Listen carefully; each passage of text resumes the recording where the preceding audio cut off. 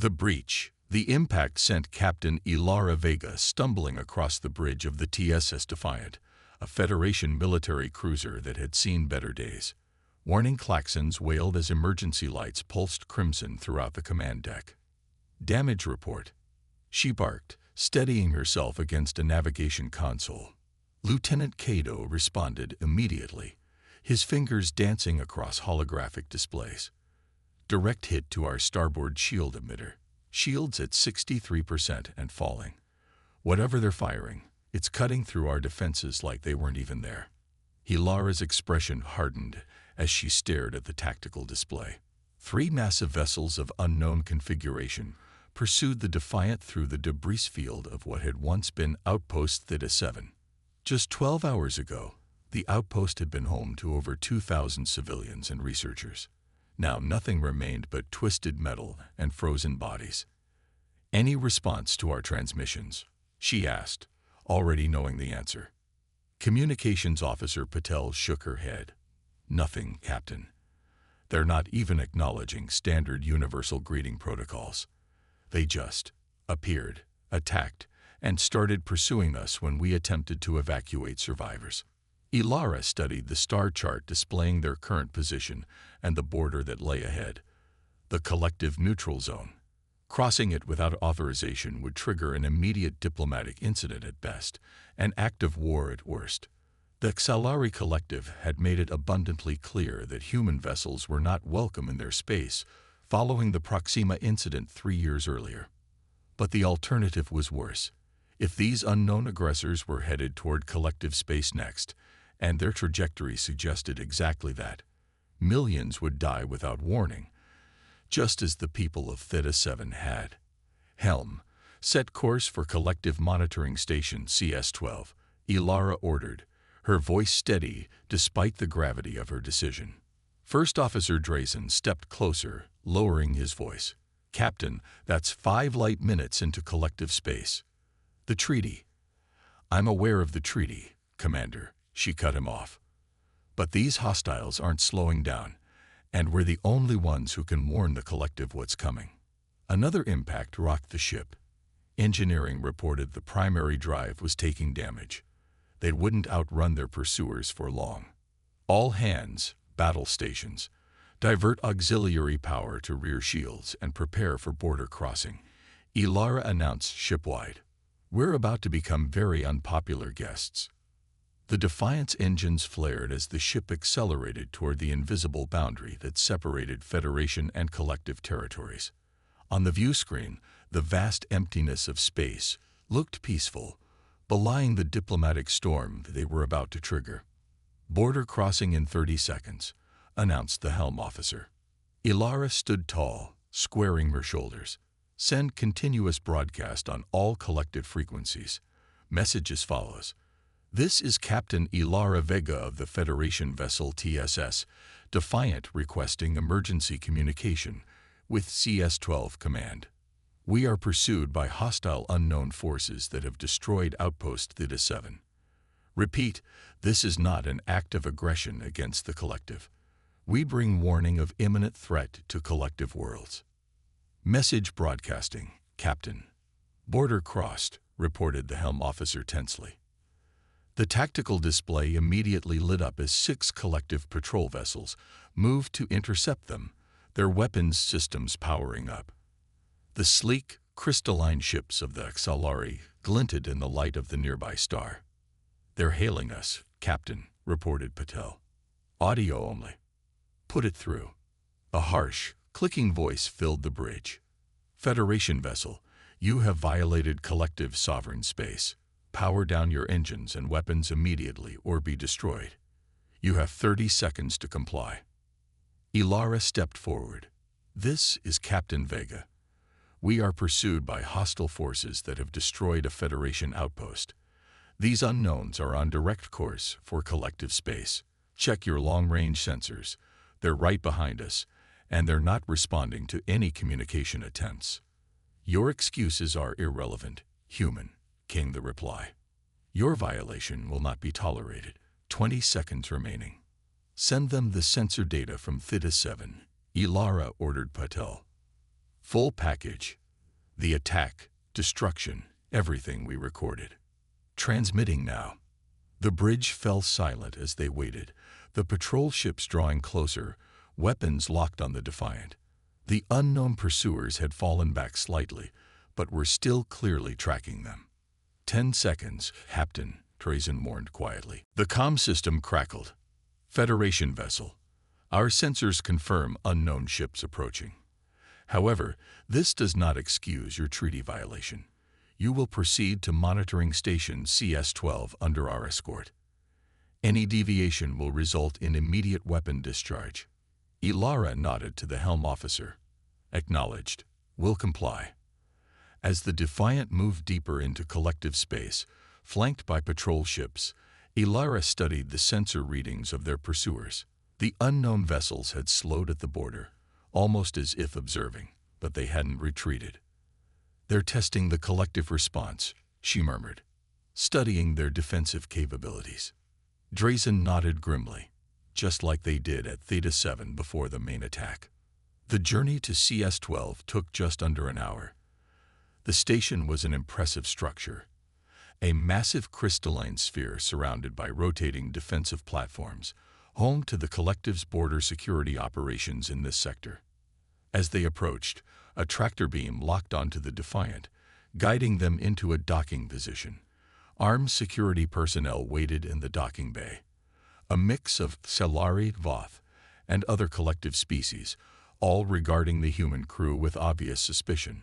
Captain Vega, you will accompany us to command. Your crew will remain aboard your vessel, announced a tall, mantis-like Selari officer, his carapace gleaming with rank insignia. My first officer and science officer come with me, Ilara countered. They have crucial data about the threat. The Solari's compound eyes narrowed, but he eventually nodded. CS-12's command center was a marvel of alien engineering. Crystalline technology merged seamlessly with organic components in a way humanity had never mastered. At its center stood Station Commander Tolvac, a senior Solari whose dark blue carapace was marked with the scars of previous conflicts. Captain Vega, Tolvac's translator, rendered his clicks and chirps into Federation standard. You have violated one of our most sacred treaties. The diplomatic consequences will be severe. With respect, Commander, diplomatic consequences will be the least of our concerns if those vessels attack the collective as they did our outpost. Ilara replied steadily. She nodded to her science officer, who activated a holographic projection showing the destruction of Theta-7. The command center fell silent as they watched the massive unknown ships systematically dismantle the outpost, ignoring evacuation vessels and firing with precision at key structural points. They targeted power cores first, Ilara explained. Then communication arrays, then defensive systems. It wasn't random destruction. It was methodical. And they completely ignored our attempts at communication. Tolvac's mandibles twitched as he studied the footage. Species identification. Unknown. Nothing in our databases matches their configuration or technology. A Voth officer stepped forward, his reptilian features betraying concern. The energy signatures of their weapons, they're unlike anything we've encountered. Exactly, Ilara pressed, which is why we crossed your border. These unknowns aren't just a human problem. They're coming straight for collective space next. The colony world of Dralax Prime lies directly in their projected path. Tolvac's compound eyes shifted to a tactical display showing the approaching vessels, still holding position just outside collective space. You realize, Captain, that this could be interpreted as an elaborate deception, a pretext for Federation military vessels to enter our territory. Ilara met his gaze unflinchingly. Commander, if we wanted to attack the collective, we wouldn't send a single damaged cruiser. And we certainly wouldn't warn you about a threat we fabricated. The tension in the command center was palpable as Tolvac considered her words. Finally, he turned to his officers. Verify the Federation data. Cross-reference with our own border sensors. I want independent confirmation of these vessels and their capabilities. While the collective officers worked, Ilara and her team shared everything they knew about the unknown aggressors, which wasn't much.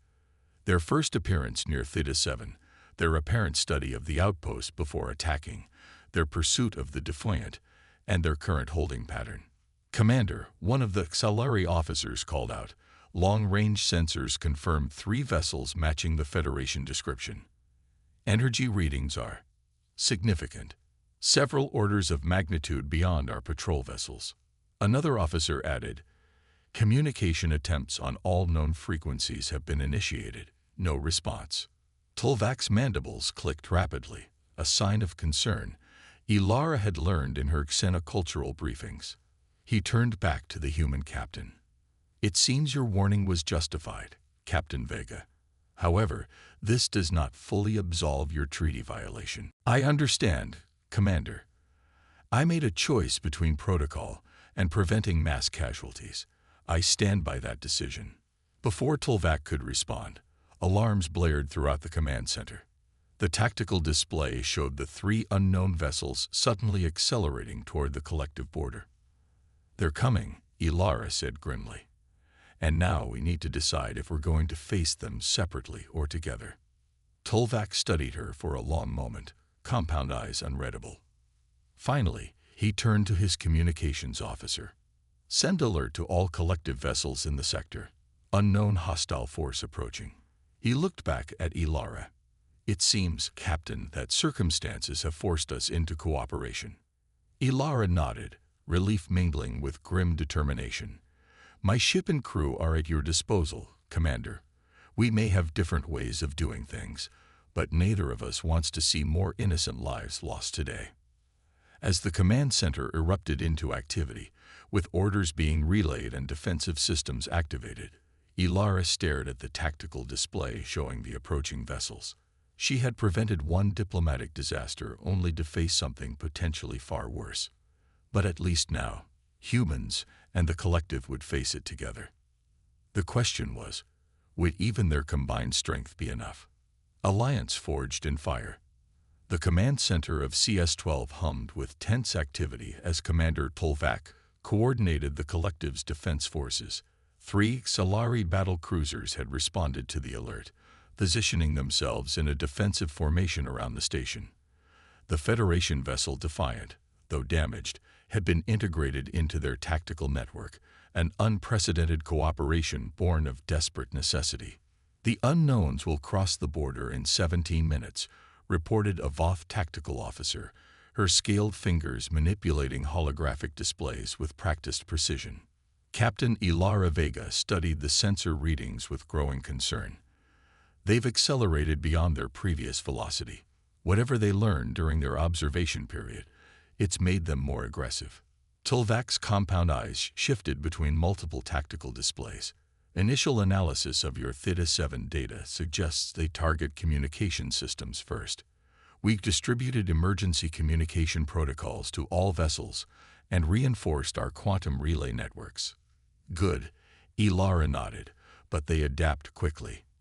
At Theta-7, they change tactics as soon as they recognize our defensive patterns."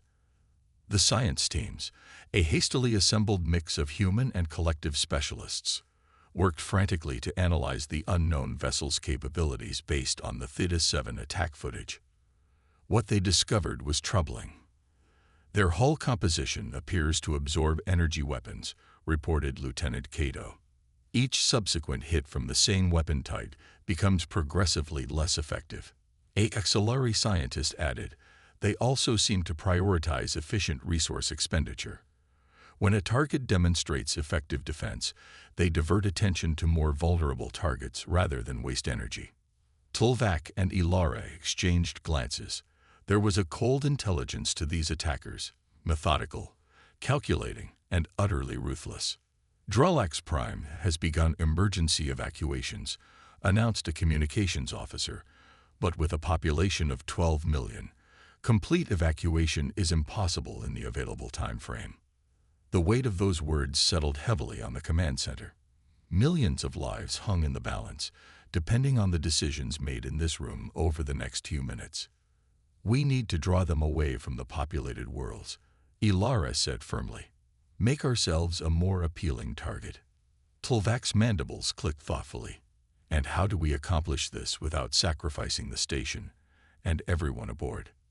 Ilara turned to her science officer.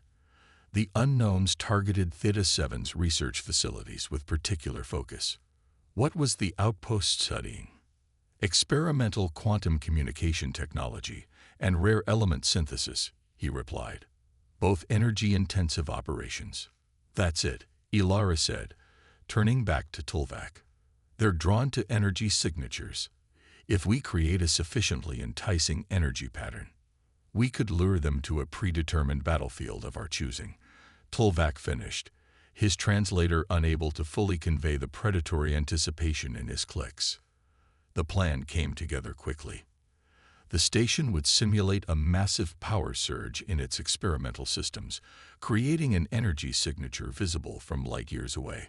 Meanwhile, the combined fleet would position itself in the nearby asteroid field, using the dense matter to mask their presence until the unknowns committed to the attack. As preparations were finalized, a somber realization spread through the command center. They were about to engage an enemy of unknown capabilities and motivations, with technology that appeared to surpass their own. The odds weren't good. I should return to my ship, Ilara told Tulvak. My crew will perform better under direct command. The Xelari commander studied her for a moment. Your warning saved countless lives today, Captain Vega. Whatever happens next, the collective acknowledges this debt. Ilara nodded respectfully. Let's hope we all live long enough to discuss repayment terms, Commander. Back aboard the Defiant, Ilara found her crew working alongside collective engineers to optimize their remaining weapons and shields. The sight of humans and aliens working together despite years of mistrust gave her a flicker of hope. Status report, she called as she entered the bridge. Shields at 78% thanks to the collective's crystalline reinforcement, reported Drazen. Weapons systems recalibrated to rotate frequencies based on the Xelari pattern disruption theory. It might prevent the adaptive resistance we saw at Theta-7. Good work, battle stations. Everyone. This is going to get rough. The trap was set. CS-12 initiated its energy surge, creating a beacon that pulsed across subspace. The unknown vessels detected it almost immediately, altering course toward the station with alarming speed. They took the bait, Drazen observed tensely. Now we see if they bite. The combined fleet waited in silence among the asteroids, systems dampened to avoid detection. On the Defiance bridge, Ilara watched the tactical display as the three massive unknown vessels approached CS-12, their configurations shifting subtly as they neared the station. They're reconfiguring for attack, Lieutenant Cato noted. Same pattern we observed at Theta-7. Ilara opened a channel to the fleet. All vessels, prepare to engage on my mark. Remember the attack pattern. Coordinated strikes, constantly changing weapon frequencies, no predictable movements. The unknowns closed on CS-12, extending probe-like appendages toward the station. The moment had come. Mark. The combined fleet erupted from hiding, engines flaring as they charged toward the unsuspecting attackers. The element of surprise worked. Momentarily. The first volley of weapons fire struck the unknown vessels before they could reorient their defenses, causing visible damage to their outer hulls. But the advantage was short-lived. The unknown vessels recovered with startling speed, their hulls rippling as they redistributed their defenses. They separated, each adopting a different attack pattern, forcing the defending fleet to split their attention. They're adapting faster than we anticipated, Ilara observed grimly as the Defiant shuddered under enemy fire. Evasive pattern Delta. Keep rotating those weapon frequencies. The battle quickly devolved into chaos. Two collective cruisers suffered critical damage in the opening minutes. The unknowns seemed to anticipate their tactics, countering each maneuver with disturbing efficiency. This isn't working, Ilara realized as another impact rocked the ship. They're learning faster than we can adapt. She studied the tactical display, watching how the unknown vessels communicated with each other, how they coordinated their attacks with machine-like precision. There was a pattern there, something almost. "They're using quantitative logic," she said suddenly. "Their attack patterns follow mathematical progressions. They're predicting our movements by calculating probabilities." Tolvac's voice came through the comm. "Explain, Captain." "They're thinking like computers, not tacticians," Ilara replied, mind racing. "They predict the most efficient, most logical responses. So we need to be inefficient, illogical. You suggest we act irrationally against a superior force." Tolvac sounded skeptical. "Exactly that. Humans have a long history of winning against superior forces by doing the unexpected." Ilara opened a channel to the fleet. "All vessels, new strategy. Disregard optimal tactics. I want each ship to execute maneuvers that make no strategic sense. Attack at your weakest angles. Use weapons in inefficient combinations. Be unpredictable to the point of absurdity." There was a moment of hesitation across the fleet, particularly from the collective vessels, whose tactical doctrine emphasized mathematical precision. But desperation overrode doubt. The Defiant led by example, executing a spiraling attack pattern that exposed its weakened starboard shields, firing weapons in nonsensical burst patterns, and making course corrections that seemed to follow no logical progression. For several tense moments, it seemed like suicide. Then something remarkable happened. The unknown vessels began to falter. Their responses slowed as they attempted to calculate patterns in the defenders' seemingly random actions. "It's working," Drazen exclaimed. "They can't predict what we're doing because there's nothing to predict." Ilara opened a channel to Tolvac. "Commander, target their central command nodes with everything you've got. Their processing capacity is overtaxed." The collective vessels joined in, abandoning their precise formations in favor of chaotic, unpredictable attacks. The unknown vessels' responses became increasingly delayed and disjointed as their predictive algorithms failed to anticipate moves that defied tactical logic. When the tide finally turned, it happened swiftly. A concentrated barrage from the Defiant and two auxiliary cruisers breached the largest unknown vessel's defenses, striking something critical within its structure. The vessel shuddered, then began to collapse inward, its systems failing catastrophically. The remaining two unknowns immediately broke off their attack, accelerating away from the battlefield with surprising speed. The defenders moved to pursue, but Ilara countermanded the order. "Let them go," she said firmly. "We need to regroup and prepare. They'll be back, and next time they'll be ready for our tactics." The aftermath was subdued. Victory had come at a heavy cost. One collective cruiser destroyed, another critically damaged, and even the Defiant had suffered significant systems failures. But they had survived, and more importantly, they had learned. As damage control teams worked throughout the fleet, Ilara received a request to board Tolvac's command ship. She found the auxiliary commander studying holographic representations of the battle, his compound eyes reflecting the swirling data patterns.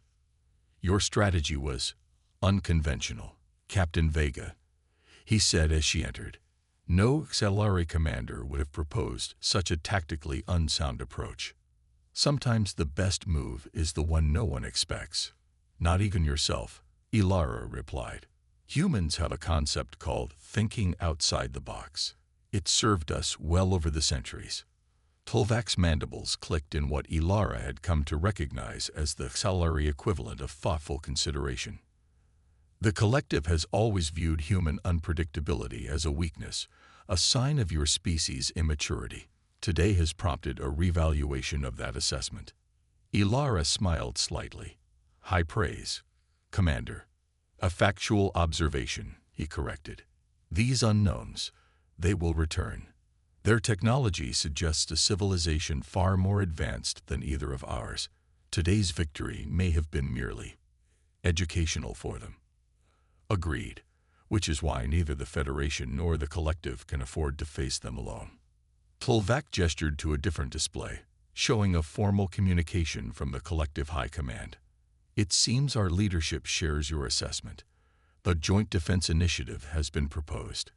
Your violation of collective space has been reclassified as a necessary security action. Relief washed over Ilara, quickly replaced by grim determination. The real work is just beginning, Commander. We need to understand who they are, what they want, and how to communicate with them if possible. And if communication proves impossible. Ilara looked out at the stars visible through the command ship's viewport. Somewhere out there, the surviving unknown vessels were returning to wherever they came from, undoubtedly analyzing every aspect of the battle, learning, adapting. Then we'd better start thinking of more ways to be unpredictable, she said quietly, because next time, they'll be ready for us. As she spoke, analysts were already poring over debris from the destroyed vessel. Linguists were attempting to decipher potential communication patterns in their energy emissions, and tactical teams were developing new, increasingly unorthodox battle strategies. A new chapter had begun in the history of both human and collective space, one that would be written together, whether they wanted it or not. Their differences, once a source of conflict, had become their greatest strength against an enemy that thrived on predictability and logic. For Captain Ilara Vega, standing beside Commander Tolvac as they prepared for whatever came next, one thing was certain: humanity's chaotic, illogical nature had never been more valuable.